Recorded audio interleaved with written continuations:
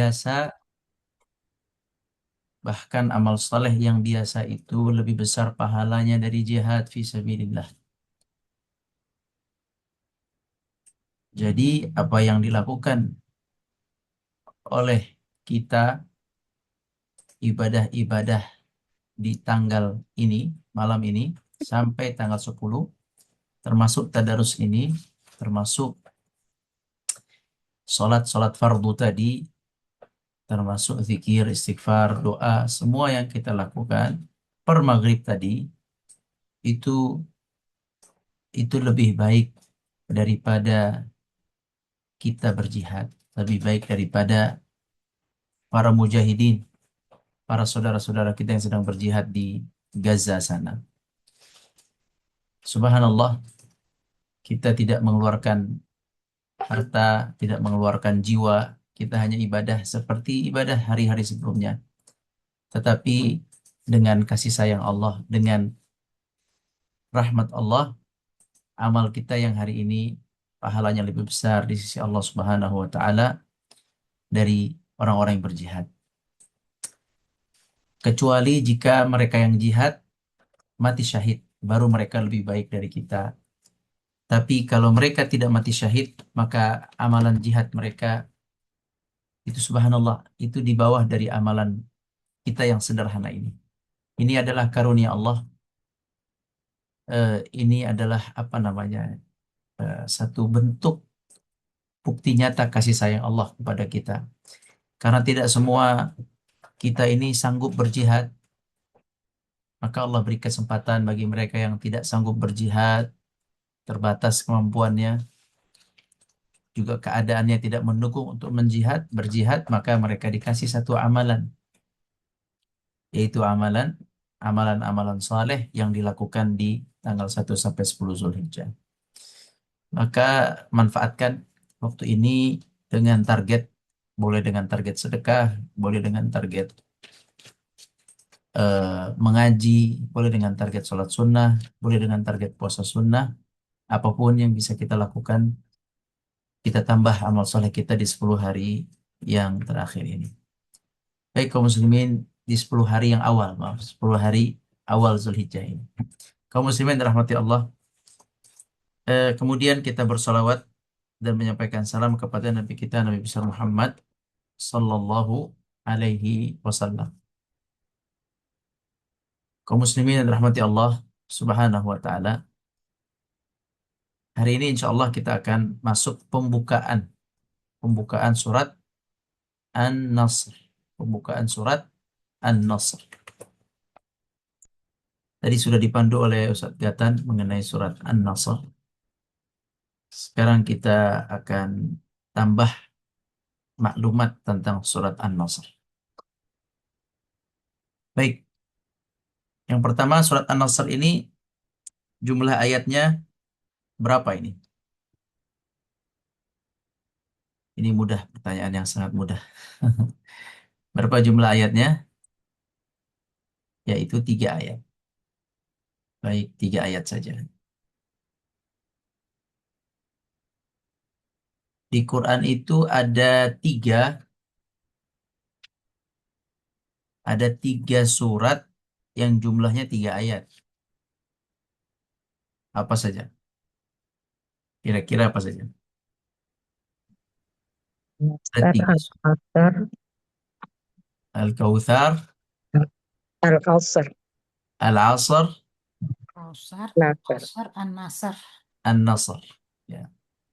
Al-Kautsar, Al-Asr, Al-Asr, An-Nasr. An-Nasr. Ya.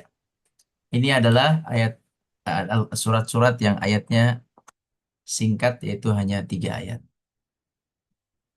Baik, surat An-Nasr di buku kita ini tidak disebutkan sebab turunnya ya di buku. Apa sebab turunnya atau kapan turunnya? Kapan turunnya ayat ini tidak disebutkan di buku. Di buku hanya disebutkan surat ini turunnya Madaniyah atau Makkiyah, dan sudah dibahas tadi. Ini turun Madaniyah, yakni setelah Nabi hijrah, setelah Nabi SAW hijrah. Tapi tidak disebut bagaimana kisah turunnya surat An-Nasr ini. Nah, mengenai surat An-Nasr ini, kaum muslimin, ini mungkin kita juga sudah tahu yang umum ya. Coba Anda mau tanya dulu, yang umum. Surat An-Nasr ini, yang Bapak Ibu ketahui, ini turunnya berkaitan dengan apa? Mungkin ada yang tahu? Surat An-Nasr turunnya berkaitan dengan apa? Iya, penaklukan Mekah ya. Fathu Mekah. Iya, betul sekali. Dengan penaklukan Mekah. Di surat An-Nasr ada kata penaklukan, kata membuka, penaklukan, kata kemenangan, yaitu lafaz, ada kata fathu Mekah, penaklukan Mekah, fathu Mekah, penaklukan Mekah, fathu. Di ayat berapa ada kata fathu?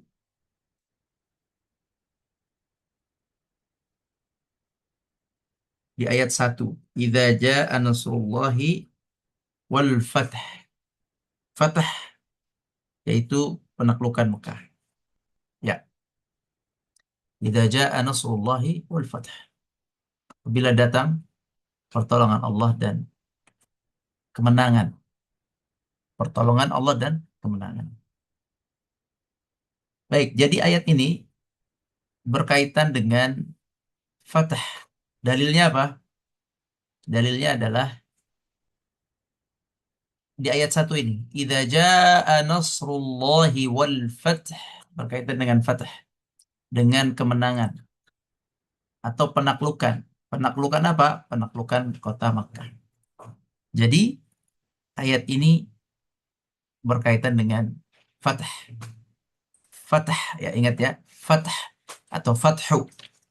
Berkaitan dengan fathu. Tapi kapan turunnya ayat ini? Kapan turunnya ayat ini? Apakah ayat ini turunnya setelah Fathu Makkah atau sebelum Fathu Makkah? Nah, ini yang kita ingin bahas. Kita kita sampaikan ya bahwa kita sepaket atau kita pakai. Jadi gini, ulama itu menjelaskan turunnya ayat ini itu ada beberapa pendapat, tapi Ana akan mengambil satu pendapat saja. Ya, Ana ulangi ya, bahwa eh,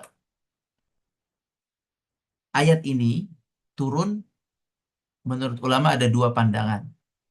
Turunnya kapan tuh ada dua pandangan. Namun kita mengambil satu saja, satu pandangan saja, ya. Turunnya satu pandangan. Kapan ayat ini turun? Kapan ayat ini turun? Ayat ini turun yaitu setelah Nabi Shallallahu Alaihi Wasallam,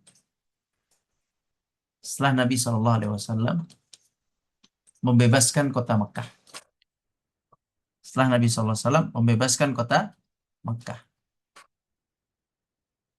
Tetapi tidak langsung ya, tidak langsung ketika Nabi menang membebaskan kota Mekah. Karena setelah kota Mekah dibebaskan, Nabi berangkat lagi untuk melanjutkan perang menuju Hunain. Menuju Hunain. Namanya Hunain. Ya, Hunain. Setelah Hunain juga kemudian disambung dengan Taif, berdekatan dia, Hunain Taif.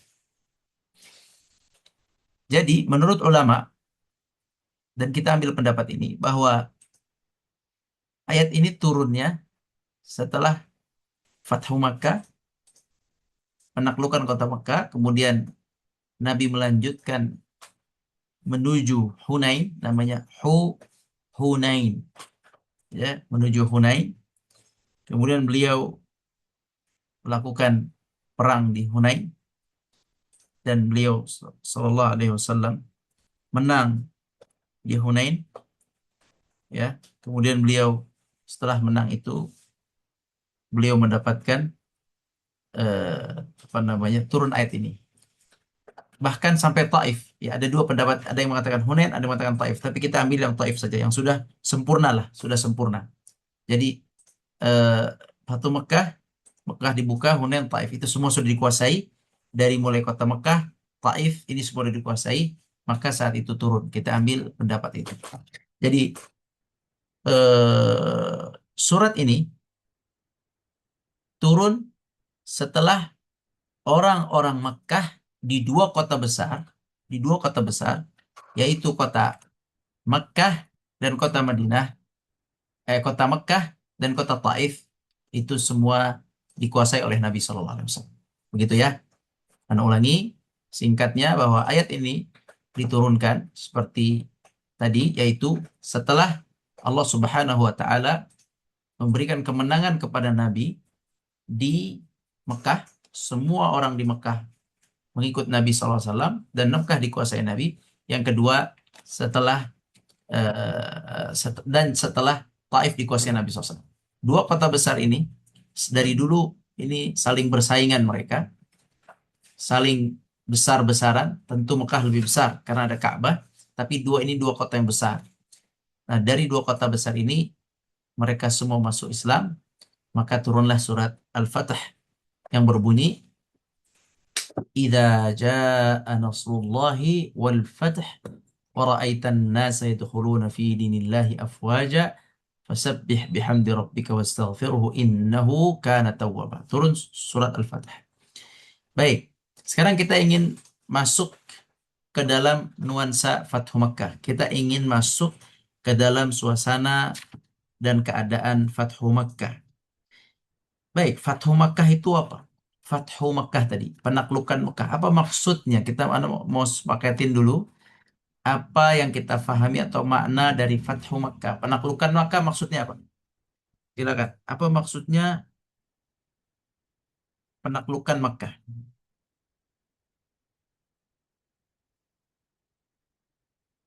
Ya, silakan.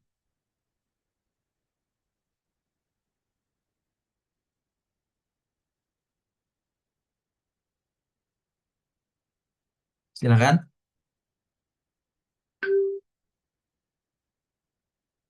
Kemenangan dakwah Rasul di Mekah. Oke.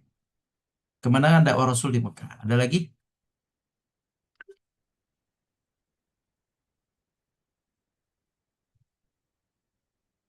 Mekah dikuasai Nabi dan kaum muslimin. Nabi masuk ke Mekah untuk berhaji. Kelanjutan surat Al-Kafirun mungkin, Ustaz. Nah, ini kita harus samakan persepsi apa maknanya Fathu Mekah. Coba kalau kita lihat di sini eh, apa eh, apa yang disampaikan oleh peserta, kemenangan dakwah Rasul di Mekah. Betul. Mekah dikuasai Nabi dan kaum muslimin. Betul. Nabi masuk ke Mekah untuk berhaji. Itu setelah Fathu Mekah. Jadi Fathu Mekah dulu, terus nanti Nabi ke Madinah, itu nanti haji itu berikutnya. Tidak di waktu itu. Tidak di saat itu juga. Jadi haji Nabi itu tidak bersamaan dengan Fathu Makkahnya. Haji Nabi itu disebut dengan Hajjatul Wada. Tidak bersamaan dengan Fathu Makkah. Jadi kalau urutannya adalah Fathu Makkah, kemudian Nabi Shallallahu Alaihi Wasallam ada perang eh, Hunain dan Taif, kemudian ada perang lagi di Madinah, Nabi kembali ke Madinah, Mekah sudah jadi Muslim, Nabi ke Madinah, ada perang lagi perang Tabuk, kemudian setelah perang Tabuk ada haji, tapi haji itu haji Abu Bakar As-Siddiq radhiyallahu anhu. Nabi Shallallahu Alaihi Wasallam mengajarkan kepada Abu Bakar As-Siddiq bagaimana cara manasik haji, disempurnakan, yakni diajarkan secara sempurna. Kemudian Abu Bakar pergi haji, Nabi masih di Mekah, masih di Madinah, Nabi belum. Abu Bakar pergi haji, setelah itu tahun ke depannya Nabi yang masuk Islam semakin banyak orang-orang Arab datang ke Madinah berbondong-bondong untuk masuk Islam. Kemudian baru Nabi Shallallahu Alaihi Wasallam melakukan haji, melakukan haji wada, namanya haji terakhir. Jadi hajinya Nabi itu dengan penaklukan Mekah itu tidak bersamaan. Penaklukan Mekah itu lebih awal, baru kemudian Haji Abu Bakar, baru kemudian hajinya Nabi SAW. Haji Nabi itu bertepatan Haji Wada ya. Haji Wada Nabi itu bertepatan di, kalau menggunakan tanggal atau menggunakan apa namanya, menggunakan tahun, Haji Wada itu bertepatan pada tahun ke-10 ya, tahun ke-10 hijrah Nabi Shallallahu Alaihi Wasallam. Mari kita balik lagi bahwa penaklukan kota Mekah adalah tunduknya Mekah termasuk Quraisy pada Rasulullah dan berbondong-bondong mereka Rasulullah. Ya, betul. Penaklukan kota Mekah dengan jalan damai. Ya, betul. Jadi penaklukan kota Mekah artinya adalah Mekah itu dikuasai oleh Nabi Shallallahu Alaihi Wasallam secara penuh dan orang-orang Mekah memeluk Islam. Itu makna Fathu Mekah. Jadi Mekah itu dikuasai oleh Nabi SAW secara seutuhnya. Kemudian kaum Mekah itu masuk Islam. Bukan hanya dikuasai, tapi kaum Mekah juga masuk ke dalam agama Islam.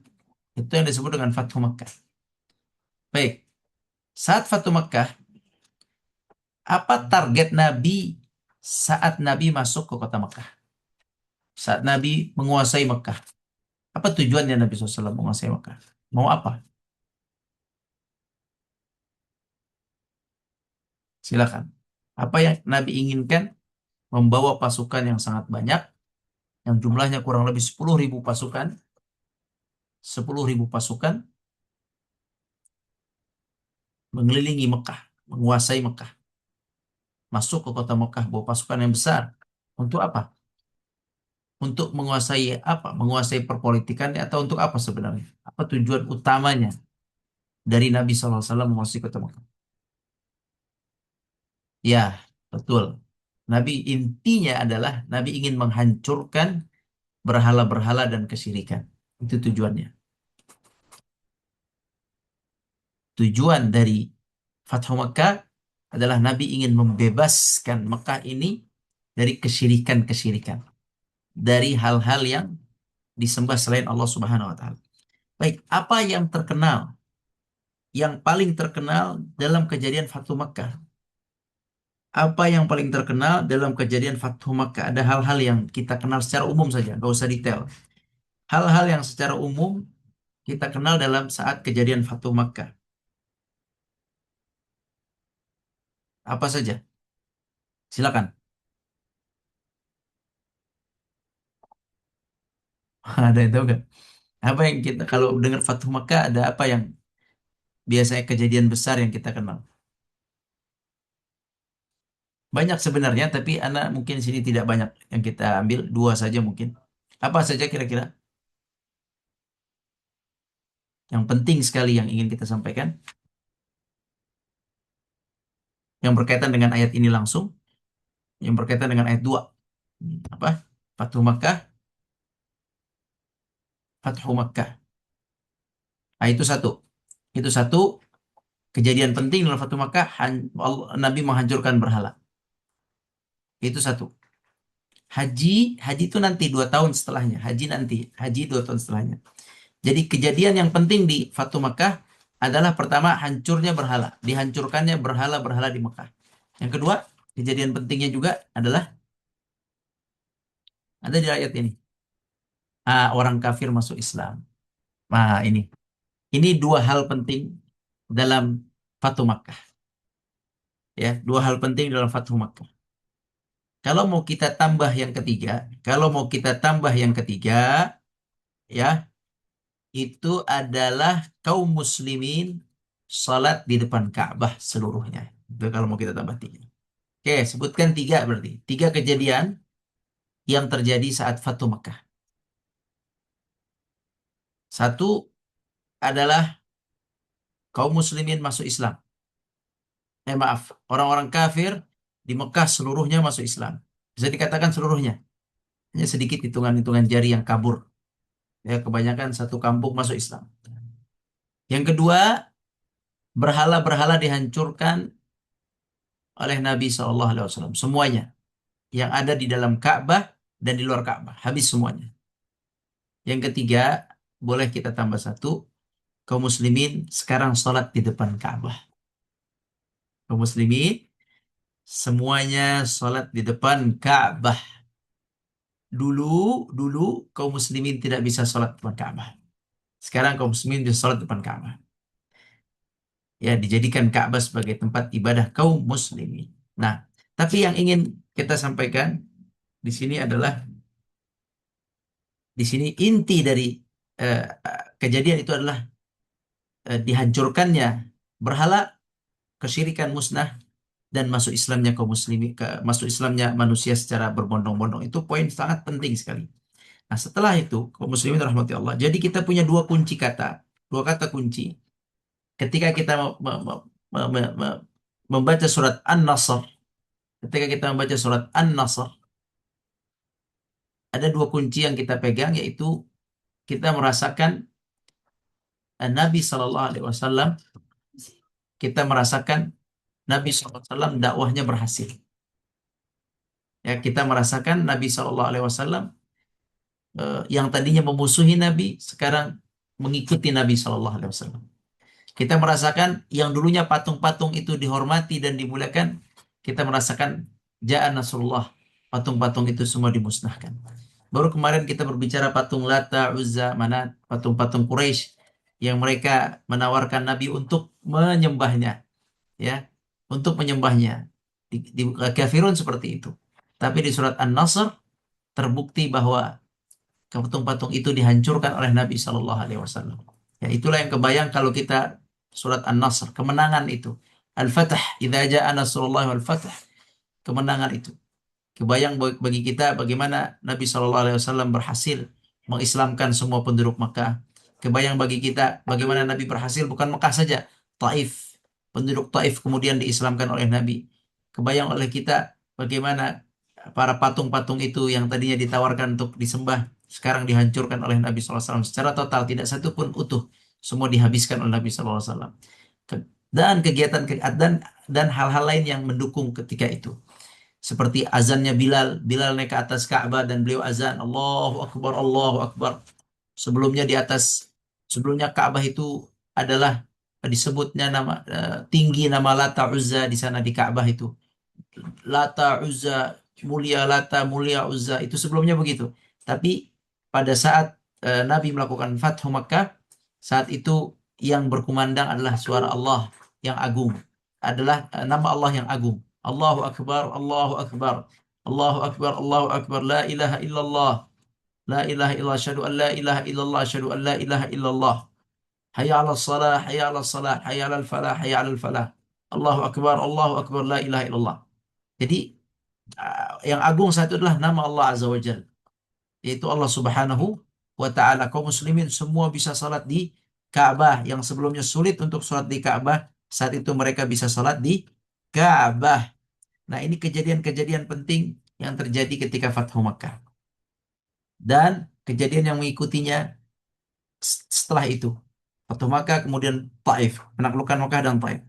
Dalam keadaan seperti itu, menangnya umat Islam, menangnya tauhid, hancurnya kesyirikan, menangnya tauhid dan hancurnya kesyirikan, itu namanya fatah. Itu namanya apa? Fatah. Itulah fatah. Idza jaa nasrullah wal fatah, fatahnya Allah kepada Nabi adalah hancurnya semua kesyirikan. Nah, pertanyaannya, apa tujuan Allah mengutus Nabi sallallahu alaihi wasallam? Apa tujuan Allah mengutus Nabi sallallahu alaihi wasallam? Tauhid. Lawan tauhid apa? Lawan dari tauhid, tauhid itu mengesahkan. Lawannya syirik, syirik itu menduakan. Jadi, itulah tujuan utama Nabi SAW. Perjuangan 23 tahun. Ya, perjuangan 23 tahun yang Allah utus, tujuannya cuma itu. Menegakkan tauhid, menghabiskan kesyirikan.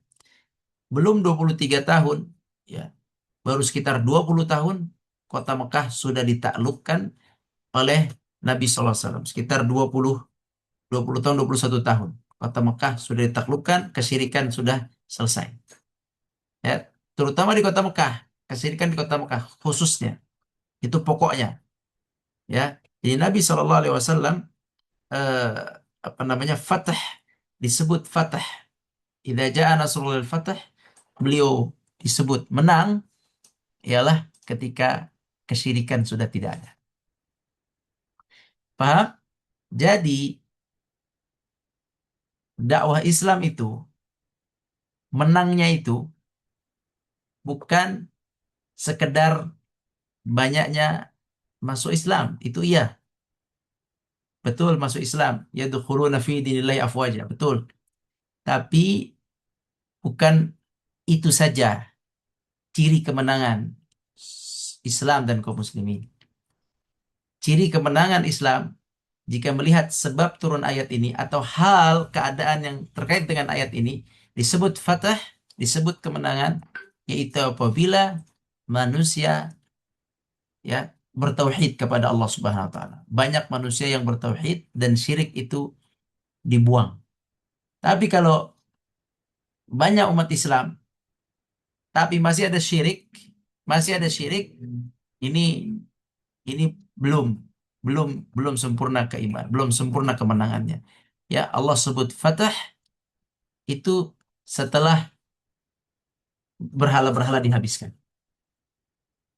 Ya, dengan berhala dihabiskan, maka fatah. Ditambah lagi dengan masuk Islam, itu juga fatah. Tapi intinya adalah dihancurkannya berhala-berhala itu. Tegaknya tauhid. Baik, muslimin rahmati Allah. Jadi eh idza jaa nasrullahi wal fath, kita sudah pahami di sini bahwa ayat ini berkaitan dengan penaklukan kota Mekah dan penghabisan kesyirikan. Paham ya? Telah hilang syirik, sudah tidak ada syirik. Dari mana kita tahu hilangnya kesyirikan? Dari sebab nuzul. Karena di ayat tidak ada kata syirik, tidak ada di sini. Tapi kita tahu kesyirikan itu hilang itu dengan sebab turunnya ayat. Nah, kesyirikan hilang itulah kemenangan.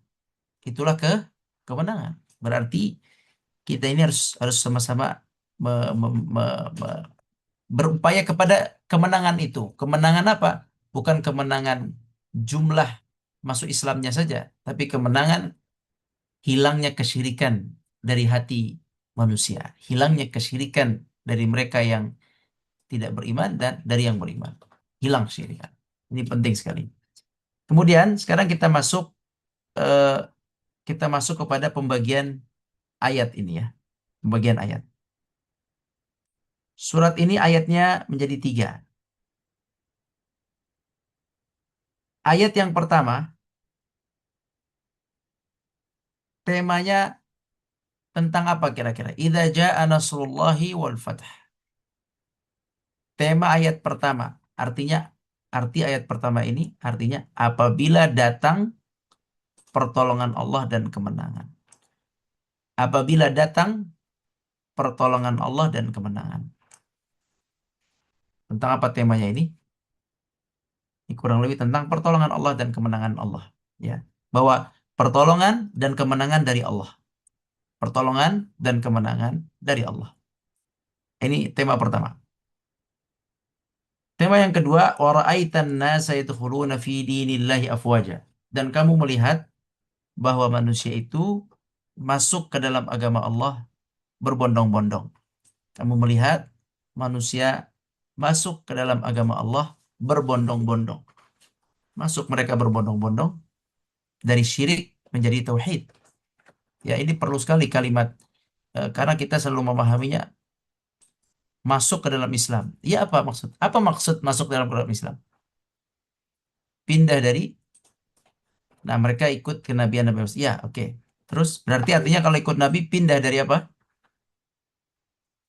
Wa ara'aitan nasa yadkhuluna fi dinillahi afwaja. Mereka masuk Islam berarti pindah dari apa? Dari kesyirikan menuju tauhid. Itu ya, itu yang tolong dipegang kalimat itu. Jadi wa ra'aitan nas yadkhuluna fi dinillahi afwaja. Ini di balik ayat ini ada pesan seperti yang tadi Anda sampaikan, di sini ada pesan mereka meninggalkan syirik menuju kepada tauhid. Berarti Itu poin penting. Tidak sekedar masuk ke dalam Islam, tapi di balik kalimat ini, yaitu telah apa? Telah hilang kesyirikan berganti dengan tauhid. Hilangnya, musnahnya kesyirikan berganti dengan tauhid. Apa buktinya? Buktinya mereka masuk ke dalam agama Islam. Kenapa masuk dalam Islam? Karena mereka sudah meninggalkan syirik. Mereka pindah kepada tauhid. Begitu. Jadi ayat kedua ini adalah eh, tema atau maknanya adalah tentang eh, yakni perpindahan manusia secara besar-besaran dari kesyirikan menuju tauhid kepada keimanan. Ini poin penting, menuju kepada keimanan. Itulah kemenangan. Itulah kemenangan yang dimaksud di ayat 1, yaitu perpindahan manusia dari syirik kepada tauhid secara besar-besaran masuk Islam. Kemudian yang ketiga, ayat ketiga. Ayat ketiga tentang apa ini? Ini perintah atau pernyataan. Fasabbih, maka bertasbihlah. Bihamdi rabbika, dengan memuji Tuhanmu. Wastaghfirhu, dan beristighfarlah. Innahu kana tawwaba, sesungguhnya Allah Maha menerima taubat. Ya, di sini ini perintah atau pernyataan?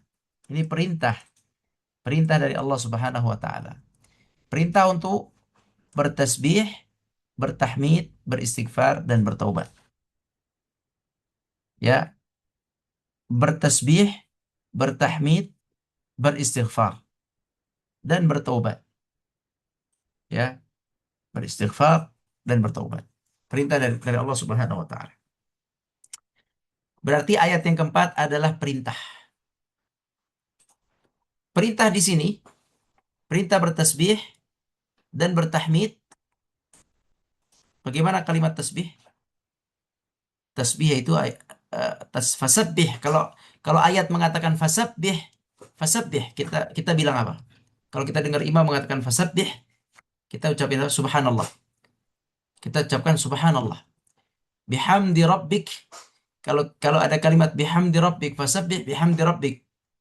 Bihamdi rabbik kita baca alhamdulillah.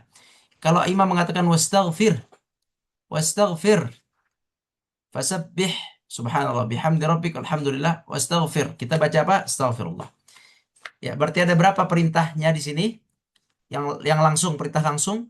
Perintah langsung fasabbih bihamdi rabbika wastaghfir. Ini perintah langsung. 3. Innahu kana tawwaba.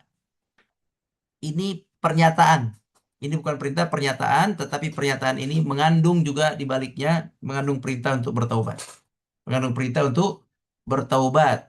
Di waktu yang sama ini juga berita dari Allah bahwa Allah telah memaafkan semua kekhilafan Nabi SAW. Jadi ayat ini, ayat yang ketiga ini adalah cara bersyukur setelah mendapatkan kemenangan. Di ayat 3 ini temanya adalah cara bersyukur setelah mendapatkan kemenangan. Cara kita bersyukur ketika kita mendapatkan kemenangan. Mendapatkan sesuatu kemenangan. Nih, kewajiban saat meraih kemenangan, ini temanya. Gimana cara bersyukur saat meraih kemenangan? Yaitu dengan 3 cara itu. Memperbanyak apa? Tasbih, tahmid, dan istighfar. Itu tema ayat yang ketiga. Nah, kaum muslimin yang dirahmati Allah, kurang lebih ini tema dari surat An-Nasr dibagi 3 tentang pertolongan dan kemenangan hanya dari Allah. Yang kedua, eh, masuk perpindahan manusia dari kesyirikan ke tauhid kepada tauhid, itulah kemenangan. Makna yang kedua ini makna kemenangan lah. Kita bisa sebut makna kemenangan itu adalah, atau tanda kemenangan adalah berpindahnya manusia dari syirik kepada tauhid. Kemudian yang ketiga, bagaimana cara bersyukur saat kita mendapatkan kemenangan dari Allah Subhanahu wa taala. Apabila dapat sesuatu yang menyenangkan hati kita atau kemenangan dari Allah Subhanahu wa taala, apa yang harus kita perbuat? Itu ayat yang ketiga. Kurang lebih ini mengenai surat An-Nasr mukadimah pertama. Mudah-mudahan di pertemuan besok kita ingin lebih detail lagi membahas tentang pembukaan ini. Baru kemudian kita masuk pada ayat insyaallah taala. Demikian wallahu a'lam. Barakallahu fikum. Tafadhal Ustaz. Jazakumullahu khairan. Baik, jazakumullah khairan kathiran. Terima kasih banyak kita ucapkan kepada Ustadz kita, Ustadz Rahmat Hidayat Lubis, atas penyampaian dan penjelasan materi surat An-Nasr. Alhamdulillah, kita telah menyelesaikan tadarus pengenalan surat An-Nasr. Ikhwan sekalian, para jemaah yang dirahmati Allah Subhanahu wa taala, selanjutnya kita lanjutkan ke sesi berikutnya, yaitu berdiskusi bersama dengan para tutor masing-masing. Alhamdulillah, di sini sudah ada Ustaz Amin, Ustaz Agus, dan lain-lain. Eh, Silahkan masuk melalui breakout rooms masing-masing. Jika ada peserta yang baru, mungkin baru bergabung, bisa eh, memilih untuk tutornya. Untuk yang ahwat bisa memilih yang ahwat, ataupun yang ikhwan bisa memilih Ustadz Agus ataupun Ustadz Amin. Eh, Silakan, di sini breakout rooms-nya sudah terbuka, bisa memilih kelas masing-masing.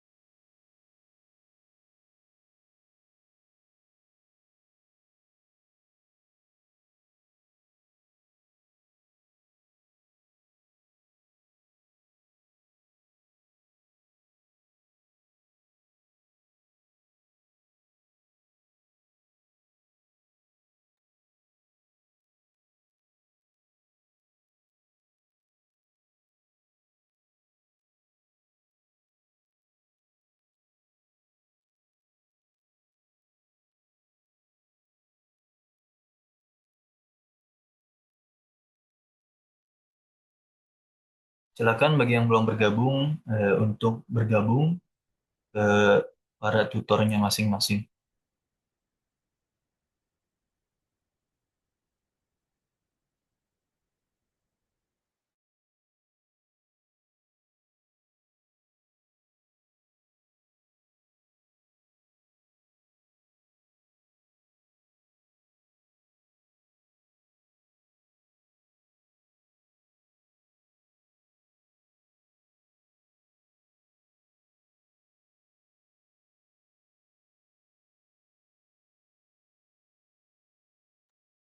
Ada di tombol kiri atas yang bentuknya seperti 4 kotak, ruang diskusi dengan nama ruang diskusi. Lalu pilih tutornya masing-masing. Bisa?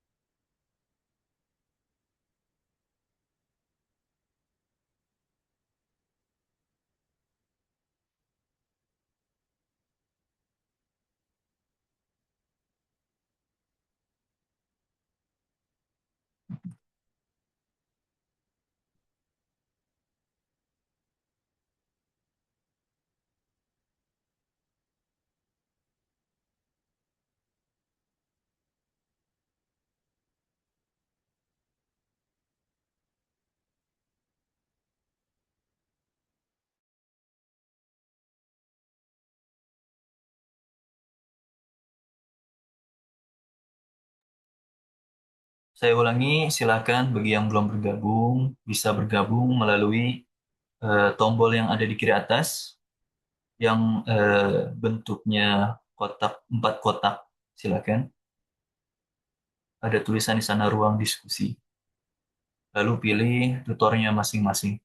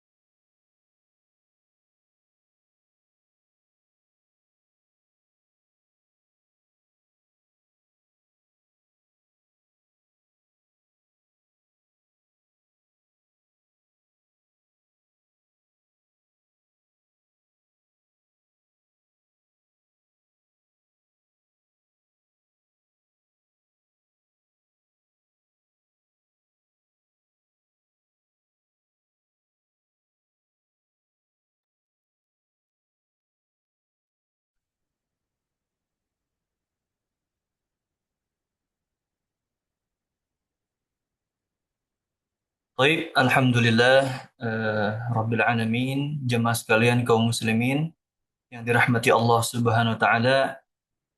Tadi beberapa menit yang lalu, Alhamdulillah, kita telah berdiskusi dengan para tutor masing-masing. Mudah-mudahan tentunya semoga eh, kita senantiasa bertasbih kepada Allah Subhanahu wa Ta'ala, memuji Allah dan memohon ampunan atas segala dosa serta kekurangan kita. Dan mudah-mudahan selalu berharap dan berserah diri kepada Allah dalam setiap keadaan. Eh, itu saja mungkin sebagai penutup eh, majelis malam hari ini. Sebelum kita akhiri, seperti biasa, barangkali ada nasihat-nasihat yang akan disampaikan oleh guru kita, Ustadz Rahmat Hidayat Lubis, sebagai penutup majelis kita pada malam hari ini. Kepada beliau, kami persilahkan. Jazakallah khairan, barakallahu fiik. Syukran. Kaum muslimin yang dirahmati Allah Subhanahu wa taala. Semoga Allah memberkahi kita semua. Surat An-Nasr mengingatkan kita kepada pertolongan Allah Subhanahu wa taala dan juga mengingatkan kita kepada Nabi SAW menghancurkan kesyirikan dan menegakkan tauhid. Ini yang perlu kita pegang dalam surat An-Nasr tentang pertolongan Allah, kemenangan Allah, yaitu dalam hal berhasilnya Nabi mentauhidkan manusia dan menjauhkan dari kesyirikan. Maka sebelum kita bahas surat An-Nasr lebih dalam, masing-masing untuk mengintrospeksi diri tentang ketauhidannya kepada Allah. Apakah dia termasuk yang sudah menjauhkan semua kesyirikan dan menghancurkan kesyirikan atau belum? Karena inti dari fatah, dari kemenangan dalam surat An-Nasr adalah kemenangan tegaknya tauhid dan hancurnya kesyirikan.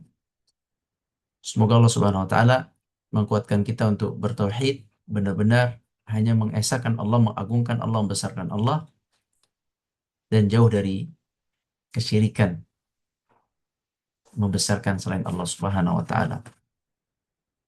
Demikian Allah alam, yang benar dari Allah, yang salah dari anak. Terima kasih. Fadhal Ustaz Katan, barakallahu fikum, wallahu alam.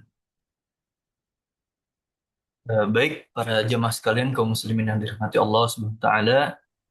Alhamdulillah, kita telah mendengarkan dan menyimak penjelasan dan pengenalan surat An-Nasr. Mudah-mudahan kita diberikan kesempatan kembali untuk mengikuti acara tadarus selanjutnya. Dan mudah-mudahan kita mendapatkan tentunya keberkahan dan juga menambahkan keimanan kita, dan juga semoga Allah mudahkan untuk untuk kita mengamalkan ayat-ayat ini. Amin amin ya rabbal alamin. Itu saja mungkin tadarus kita pada malam hari ini. Ikhwah-ikhwah sekalian, mohon maaf jika ada kesalahan dari saya. Barakallahu fikum. Wassalamualaikum warahmatullahi wabarakatuh. Waalaikumsalam warahmatullahi Assalamualaikum wabarakatuh. warahmatullahi wabarakatuh. Ustaz, Ustazah, jazakallah khair. Assalamualaikum.